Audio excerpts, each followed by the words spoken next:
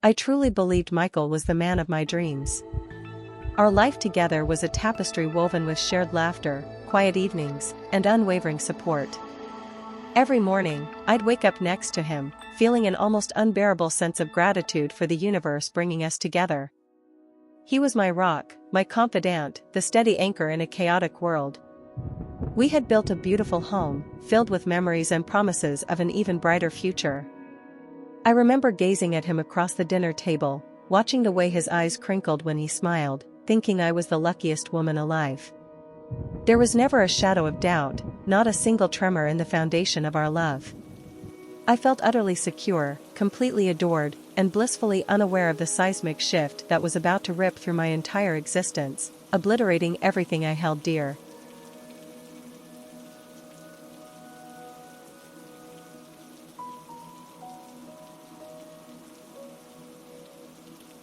The first crack in my perfect world wasn't a thunderclap, but a whisper. It was a Tuesday, an ordinary day, when a package arrived. It wasn't unusual for Michael to receive work-related deliveries, but this one felt different. It was addressed to him, yes, but beneath his name, almost as an afterthought, was another name, the Williams family, and an address in a town I vaguely recognized but had never associated with him. When I asked about it, he shrugged it off, a casual wave of his hand, muttering something about a distant relative's charity drive. His explanation was vague, almost too quick, yet I brushed it aside. Silly me, I thought, overthinking things again. But a tiny, unsettling knot had formed in the pit of my stomach, a fleeting sense of unease that lingered just beneath the surface, a discordant note in the harmony of our life.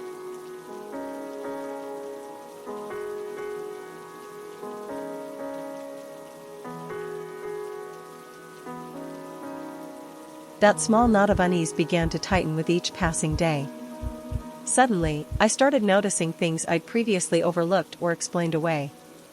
Michael's phone, once an open book, was now meticulously guarded, face down on tables, buzzing with texts he'd answer in hushed tones, always stepping out of the room. His work trips, once clearly detailed, became shrouded in vague itineraries and last-minute changes. My once attentive husband seemed distant, his thoughts miles away even when he was right beside me. Each time I asked, he'd offer a plausible but slightly too elaborate explanation, a practiced smile on his face. My heart pounded with a growing, cold dread.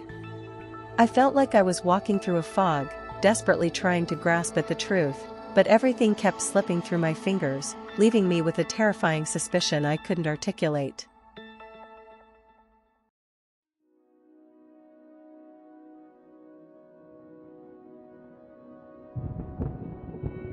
The fear became a desperate need for answers. One afternoon, while tidying up, I stumbled upon an old leather briefcase Michael rarely used, tucked away at the back of his study closet. My hands trembled as I opened it, a mix of guilt and sheer desperation propelling me forward.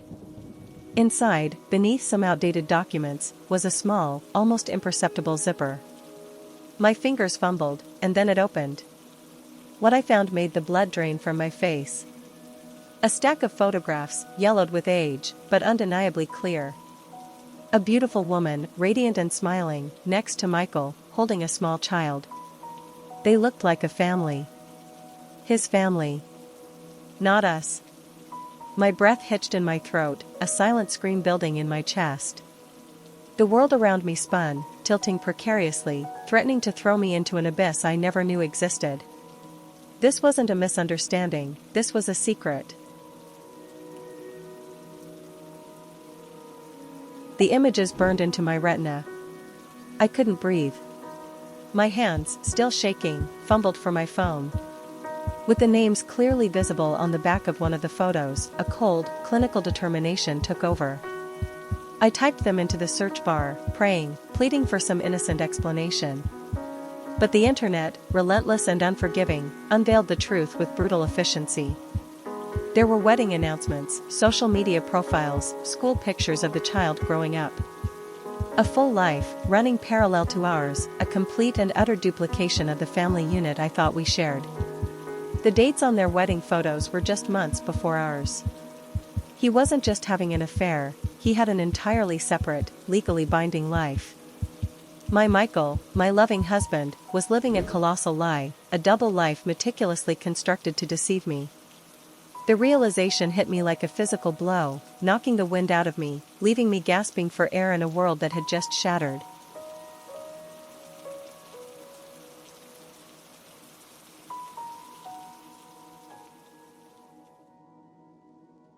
The shock morphed into a chilling, suffocating numbness. My mind raced, replaying every moment of our marriage, every I love you, every shared dream. Was it all a performance? A carefully orchestrated charade? The sheer audacity, the depth of the deception, was unfathomable. I collapsed onto the floor, the photographs scattered around me like shattered pieces of my reality. My chest ached with a pain so profound it felt as if my heart was literally breaking apart. Tears streamed down my face, hot and unstoppable, but they offered no relief. All I could feel was a crushing sense of betrayal, a profound emptiness where trust and love once resided. The man I knew, the man I married, had never existed. He was a phantom, a meticulously crafted illusion, and I, the fool, had fallen completely, utterly in love with a ghost.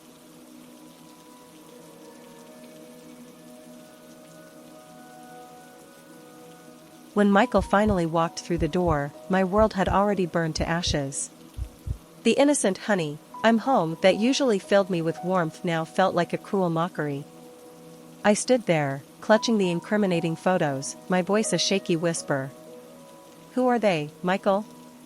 His face, initially creased with a normal, tired smile, went utterly blank. The color drained from it, replaced by a ghastly pallor. His eyes, usually so kind, darted around, searching for an escape, for a lie, for anything. There was no denial, no outrage, just a deep, sickening fear in his gaze that confirmed every horrible suspicion. The air in the room thickened, heavy with unspoken truths and impending destruction. In that moment, seeing the abject terror in his eyes, I knew. I didn't need words. His silence, his terrified stillness, screamed louder than any confession could.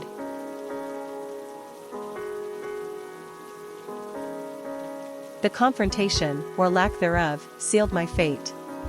My life, meticulously built brick by brick with Michael, was now nothing but rubble. The man I had shared my bed, my dreams, my very soul with, was a stranger, a master manipulator who had woven an intricate web of deceit around me. I felt like a character in a cruel play, forced to witness the unraveling of my own existence. The pain was beyond tears, beyond anger, it was a deep, existential ache that permeated every fiber of my being. How could I ever trust again? How could I distinguish truth from fiction when the person closest to me had proven himself to be the ultimate lie? I was left adrift in a sea of betrayal, utterly alone, with the unbearable weight of a shattered past and an impossibly bleak future stretching before me. My heart was broken, yes, but my spirit was irrevocably wounded.